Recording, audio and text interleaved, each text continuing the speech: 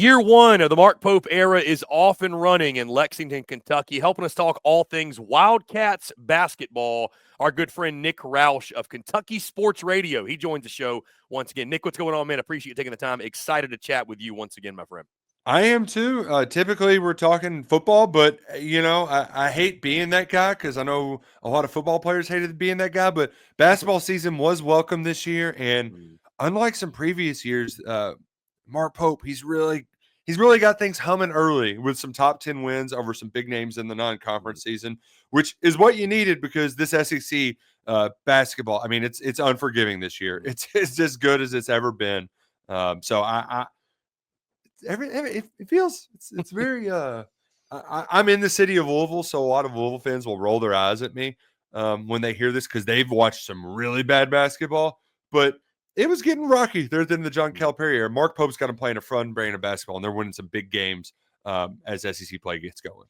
Yeah, Nick, I want to start there. Obviously, Kentucky sits right now 12-2 overall, 1-0 in the SEC. You get that big win over Florida, thrilling game this previous Saturday, but overall, to this point, through 14 games, what have you learned most about Mark Pope, and what are your biggest takeaways to this point? It's still really early on, but biggest takeaways of the Mark Pope era. Is there anything that's maybe new about him that you didn't know in preseason or when he was hired that you've learned about Kentucky's new basketball coach and how different things are from the previous regime? When Pope got hired, there was some initial pushback because you thought you were going to get one of these national championship winners, right?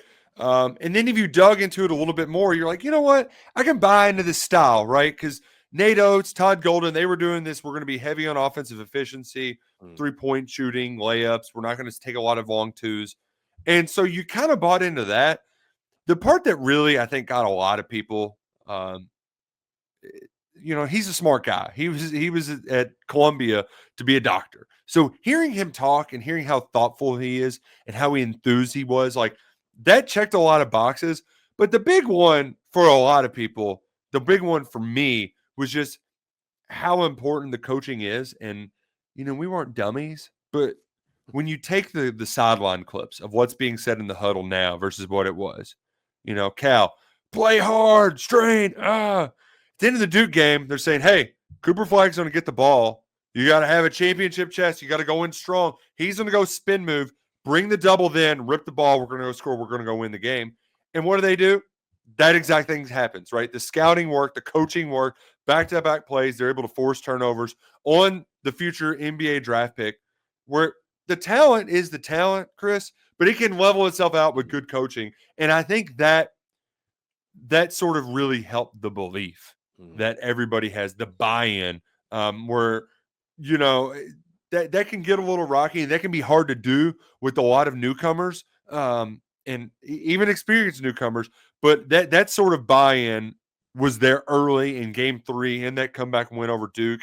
And I think that's been the key to their success because they've had a lot of slow starts. I mean, they were down 18 against Gonzaga at one point. They got down big. They were down 8 against Florida and were able to call back to a win. So I think that early buy-in, that belief has really reinforced this notion that, yes, he can coach some ball. He's got the good system, but the in-game adjustments, everybody's pulling on the same rope, and that's why they're able to overcome big deficits in a hurry. So you mentioned the non-conference slate, Nick. I want to go there first because you mentioned the big win over Duke, also the overtime win over Gonzaga. 2 losses mixed in there at Clemson and against Ohio State. What do you make of the non-conference slate? Again, 11-2 overall.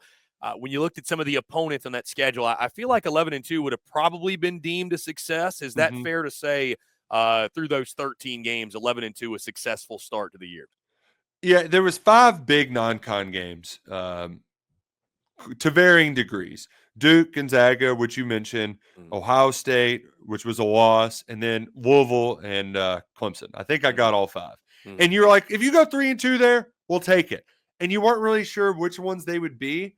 You thought maybe you'd beat Clemson and lose to Gonzaga. You didn't lose to Louisville, which was a good thing. I think people were surprised how they got mollywopped by Ohio State. That was a little stunning. But beating the good outweighs the bad. The good outweighs the bad a lot. You took a good shot from Louisville, but I don't think you ever really trailed in that game. You were able to keep them at arm's length and win at Rupp. Louisville's starting to play pretty well right now as well. But beating Duke, I mean, as much as people, I'm in my mid-30s. We grew up on hearing the lore of the shot, even though we weren't around to remember it. But Kentucky got its revenge in 98, and they've only beaten that team once since then. So, being able to, that was very symbolic. That was a way to really re-energize the fan base. That was huge. And then the Gonzaga game, I hate to keep going back to just comparing everything to Cal, but, when you're in a long, it's a long-term relationship. It ends. A lot of what you're doing is comparing it to the last one. And last year, Kentucky, after the game, Cal's like, we lost that game in the first half. That was how he opened his press conference. Kentucky should have lost that game in the first half against Gonzaga, and yet they still found a way to win. I was at a Christmas party watching that game, Chris, and I was just like, how in the hell is this happening? How are they winning? How do they do this? And that's it felt good. And that's really what you wanted out of that non-conference is you were in a bit of a honeymoon phase with the new coach, and that kept the ball rolling into conference play where they're going to take some lumps. They're going to take some bumps and bruises. They might take some to Georgia. They might take one to Georgia tonight, even though they're favored on the road. SEC play is going to be unforgiving. So to build up those wins and to get some good resume, some good quad one wins on your resume, that was incredibly important. So I think everyone's pretty satisfied with how things went in the non-conference. Nick, 6 players on Kentucky's roster are averaging 10 or more points, averaging double-digit points per night, all the way from Otega Owe to Lamont Butler, Kobe Bray, Jackson Robinson, Andrew Carr, Amari Williams. Your overall thoughts on the personnel and what stood out to you most amongst those list of guys I just mentioned, and maybe even beyond the supporting cast? So some of this team has been a little bit of what we thought, where you're not going to be as physical and as dominant in the interior as you were in the past. That's their weakness. They're getting out rebounded almost every single night. But Andrew Carr has stepped up in big games offensively. So the offense has kind of outweighed the defense. Amari Williams is inconsistent, but you kind of got to take what you get with him. Brandon Garrison, the guy that is their backup center, he's had some moments as well. So I've kind of gotten what I expected out of them. The real surprise has been Otega Owe and Jackson Robinson. Whereas going into this year, we thought Jackson Robinson, the guy who came with Pope from BYU, he was the Big 12 Sixth Man of the Year last year. It was NBA or transfer to UK were kind of his decisions this offseason. And he decided to come to UK, and you expected him to be the leader of this team. But that Duke game, I think he had a point. I mean, in some of these big games, he's been a no-show. Now, he still is putting up decent numbers, but I don't know if anybody, I think he took 12 shots to get 13 points the last time out against Florida. He's been really inefficient, and he hasn't had that massive scoring output like we saw Kobe Bray hit, where he hit 7 threes and 23 points or whatever. So I was just expecting a little more out of Robinson. But on the flip side, it doesn't matter as much because Otega Owe has been awesome, right? He has been that kind of consistent go-to guy that when in doubt, this dude is going to be your engine, right? Your all right, things are getting a little bit of rough. Go spark a 10-0 run for us, Otega. And that's what he did the last time out, right? Things are getting a little it was actually the Brown game, the last non-conference game. Things are a little sluggish at halftime. He goes and gets 10 points. They're losing by 8. He gets 10 points in a 16-0 run. He has been that sort of go-to guy. The offense is struggling. Here's our big physical dude who will get to the rim, or he'll turn some defense into offense. So that's been my biggest surprise so far is his consistency. But really, I think the biggest thing moving forward is just point guard play with Lamont Butler, because he has been awesome. He's been outstanding. But Kirk Crease has been out for he's going to be out through at least the month of January with a foot injury. And if he gets in foul trouble, he can't play as aggressive defensively. And that's where he can turn defense into easy offense, making steals. If he's got to worry about that because they're leaning on a freshman as his backup, that can be a little tricky when you get into SEC play. And that's got me a little bit nervous moving forward, because hell, there was a time where they didn't have either of them. They had to lean on Jackson Robinson to play point. He did fine in a pinch in that Gonzaga game, but you wouldn't expect to have 2 point guards go down this early, but that's sort of what Kentucky's had to deal with at times so far this season. Nick, you mentioned diving into SEC play. I want to piggyback off that again. Kentucky got off to a hot start, like I mentioned earlier, with that 106-100 win over Florida. But to your point, with the league this year, I mean, I saw a bracketology a little bit ago, actually earlier today, that 14 teams being projected to make the tournament, or 13, and then 2 on the bubble, and it's like we're almost talking about nearly the entire conference having a shot to make March Madness. But so every night in the league, it's going to be really, really difficult, tough sledding, especially when you go on the road. I mean, just looking at Kentucky's schedule, you got number 14 upcoming, 10-5. You got to go to number 1 Tennessee at the end of the month. I mean, there really are no off nights. So expectations for conference play, and the expectations at Kentucky are very simple, right? But expectations for conference play, and what's the key, do you think, for conference play? Is there anything that Kentucky has to improve on, or just continue to build on that they did in non-conference that they have to take into conference play to, I mean, I guess you could say, Nick, kind of survive the SEC slate? Because I think at this point, I mean, what, 13-5? That might be good enough to maybe 14-4, but it's going to be an all-out battle at the top to win that regular season title. Oh yeah, yeah, and I think hell, even for me, I'm like, just get to the double bye on Friday. Don't play on Thursday in the SEC tournament, because if you get a top 4 spot in the SEC, you're going to be probably a 2 or 3 seed at worst, right? Like, I feel like a 3 seed at worst is in the cards, because that's how good the league is going to be here this year. When you come to your quads, your top 25 matchups, all that sort of stuff. Really, I think the key is holding serve at home, dropping 1 or 2 max, and then just stealing a couple on the road. That's the kind of big picture, 10,000 foot sort of the way you look at it. I mean, Tennessee is a dog.